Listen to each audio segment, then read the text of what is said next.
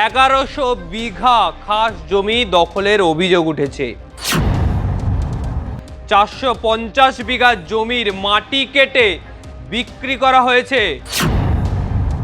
তৃণমূলের আমলে পুলিশকে জানিয়েও কোনো লাভ হতো না।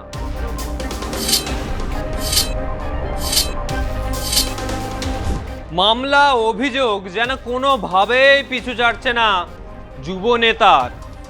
ডায়মন্ড হারবারের তৃণমূল সাংসদ অভিষেক বন্দ্যোপাধ্যায়ের বিরুদ্ধে নদিয়ায় খাস জমি দখলের অভিযোগ উঠল। অভিষেক সহ 11 জনের বিরুদ্ধে 1100 বিঘা খাস জমি দখলের অভিযোগ উঠেছে। 450 বিঘা জমির মাটি কেটে বিক্রি করা হয়েছে। কৃষ্ণনগর জেলা আদালতে মামলা দায়ের করা হলো। এবার পুলিশের কাছ থেকে রিপোর্ট চেয়েছেন বিচারক। অভিযোগ, তৃণমূলের আমলে পুলিশকে জানিয়েও কোনো লাভ হতো না, কারণ সেই সময় পুলিশ তো তৃণমূলের হয়ে কাজ করত, কারণ সরকারে যে তৃণমূল।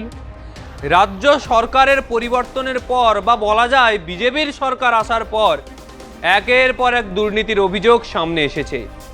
সেই আবহেই এবার নদিয়ার নাকাশিপাড়ার সরকারি জমি নিয়ে বিস্ফোরক অভিযোগে তৃণমূলের সর্বভারতীয় সাধারণ সম্পাদক অভিষেক বন্দ্যোপাধ্যায় সহ মোট 11 জনের বিরুদ্ধে কৃষ্ণনগর জেলা আদালতে মামলা দায়ের করা হয়েছে।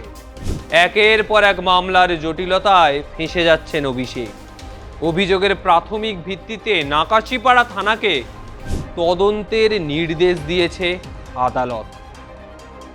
আগামী 27শে জুন মামলার পরবর্তী শুনানির কথা জানানো হয়েছে। মামলাকারীরা অভিযোগ করেছেন অভিষেক বন্দ্যোপাধ্যায়ের বিরুদ্ধে যে নাকাশিপাড়া থানার অন্তর্গত প্রায় 1100 বিঘে সরকারি জমি দীর্ঘদিন ধরে বেআইনি দখল করে রাখা হয়েছে, বেআইনিভাবে দখল। জানা গিয়েছে বাম আমলে একটি বেসরকারি সংস্থা ওই জমি লিজে পেলেও 2005 সালে কলকারখানা বন্ধ হয়ে যাওয়ার পর জমিটি কার্যত সরকারি নিয়ন্ত্রণেই ফিরে আসে। অভিযোগ উঠছে 2016 সালে তৃণমূল দ্বিতীয়বার ক্ষমতায় ফেরার পর ওই জমির বড় অংশ স্থানীয় তৃণমূল নেতাদের দখলে চলে যায়।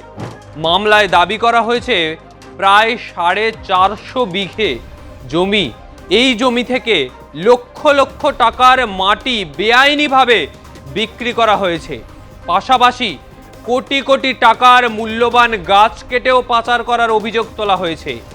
মামলায় আরও গুরুতর অভিযোগ করা হয়েছে এলাকার কয়েকজন আদিবাসী মহিলা দীর্ঘদিন ধরে প্রভাবশালী ব্যক্তিদের দ্বারা যৌন হেনস্থা ও শোষণের শিকার হন এবং প্রশাসনের একাংশের মদতেই এইসব ঘটনা দীর্ঘদিন ধরে চলে এসছে কৃষ্ণনগরে।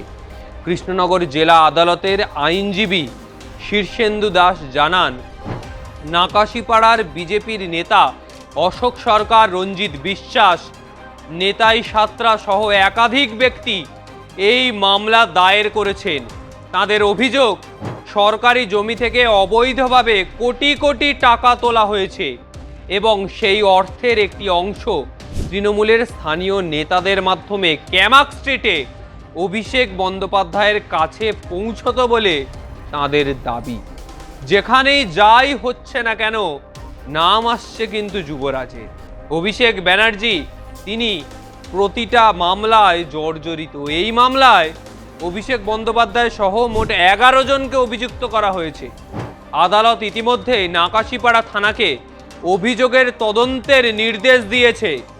তদন্তে কী তথ্য উঠে আসে এবং আদালত পরবর্তী পর্যায়ে কী নির্দেশ দেয়, এখন সেদিকেই নজর রাজনৈতিক মহলের। অন্যদিকে এই অভিযোগের বিষয়ে এখনো পর্যন্ত অভিষেক বন্দ্যোপাধ্যায় বা বলা যায় তৃণমূল কংগ্রেসের স্থানীয় ও রাজ্যস্তরীয় নেতৃত্বদের পক্ষ থেকে কোনো আনুষ্ঠানিক প্রতিক্রিয়া প্রকাশ্যে আসেনি। কেউ কোনো বক্তব্য রাখছেনই না এই বিষয়ে। তবে অভিযোগকে কেন্দ্র করে এলাকার রাজনৈতিক মহলে চাঞ্চল্যের সৃষ্টি হয়েছে। কিভাবে দিনের পর দিন এইভাবে জমি জবরদখল চলল, কিভাবে দিনের পর দিন এইভাবে জমি দখল করে বেআইনি নির্মাণ, মাটি কাটা, লক্ষ লক্ষ টাকার মাটি বিক্রি হয়েছে কিভাবে। সুজয় হাজরা নাম মনে আছে? উপনির্বাচনে মেদিনীপুর কেন্দ্র থেকে জিতে বিধায়ক হলেন, 5 বছরও থাকতে পারলেন না, অবশ্য হেরে গেলে। সেই সুজয় হাজরার সাথে অভিষেক বন্দ্যোপাধ্যায়ের আত্মসহায়ক সুমিত্রায় সহযোগে জমি বিক্রির অভিযোগ উঠেছিল। তারা একযোগে জমি বিক্রি করতে এবং টাকা আসতো কোথায়? ক্যামাক স্ট্রিট।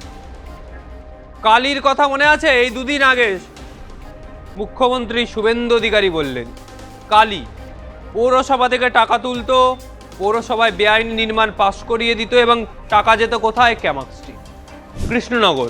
সরকারি জমি বেআইনিভাবে দখল করে মাটি কেটে মাটি বিক্রি করা হতো এবং টাকা আসতো কোথায়? ক্যামাক স্ট্রিট। কার্যত যে অভিযোগ আসছে এখন বর্তমান সরকারের পক্ষ থেকে, ক্যামাক স্ট্রিট টাকার খনিতে পরিণত হয়েছে। কয়লা খনি দেখেছেন, সোনার খনি দেখেছেন, তেলের খনি দেখেছেন, টাকার খনি হচ্ছে ক্যামাক স্ট্রিট। তৃণমূলের যা যেখানে যত টাকা ওঠে সব আসে ক্যামাক স্ট্রিট, সব অভিষেক বন্দ্যোপাধ্যায়ের পকেটে। এই অভিযোগ আসছে। একটা মানুষ কত টাকা সামলাবেন, সেই জন্যই বিভিন্ন সময় এই টাকা ভাগও হয়ে যেত, ভাগ হয়ে চলে যেত বহু অ্যাকাউন্টে। এসব নিয়ে না হয় একদিন পরে আসবো, বিস্তারিত তথ্য তুলে ধরবো আপনাদের সামনে, তারপর বুঝবেন আসল দুর্নীতি কে করেছে, অভিষেক নাকি অন্য কেউ, এর পিছনে অন্য আর কে আছে। কেঁচে খুঁড়তে না কেউটে বেরিয়ে আসে।